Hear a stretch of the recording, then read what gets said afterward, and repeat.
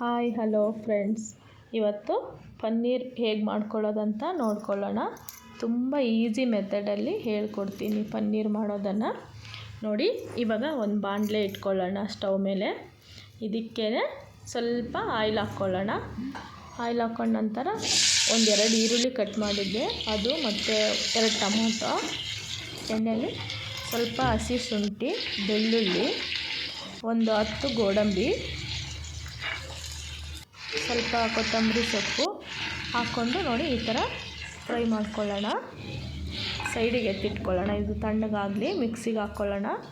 ಅದಕ್ಕೇ ಸ್ವಲ್ಪ ಎಣ್ಣೆ ಹಾಕ್ಬಿಟ್ಟು ಅದೇ ಬಾಣಲಿಗೆ ಸ್ವಲ್ಪ ಅರಿಶಿಣ, ಖಾರದ ಪುಡಿ, ಜೀರಾ ಪೌಡರ್ ಮತ್ತು ಧನಿಯಾ ಪುಡಿ ಹಾಕ್ಕೊಂಡು ಕಟ್ ಮಾಡಿ ಇಟ್ಕೊಂಡಿರೋ ಪನ್ನೀರ್ ಹಾಕ್ಕೊತಾ ಇದ್ದೀನಿ. ಇದನ್ನು ಮಸಾಲೆಯಲ್ಲಿ ಫ್ರೈ ಮಾಡ್ಕೊಳ್ಳೋಣ.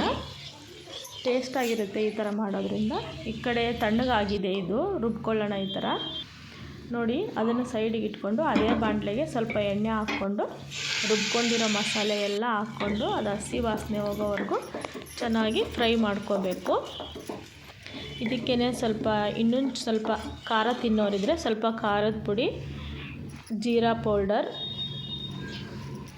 ರುಚಿಗೆ ತಕ್ಕಷ್ಟು ಉಪ್ಪು ಮತ್ತು ಧನಿಯಾ ಪೌಡರ್ ಹಾಕ್ಕೊಂಡು ಈ ಥರ ಚೆನ್ನಾಗಿ ಮಿಕ್ಸ್ ಮಾಡ್ಕೊಳ್ಳೋಣ.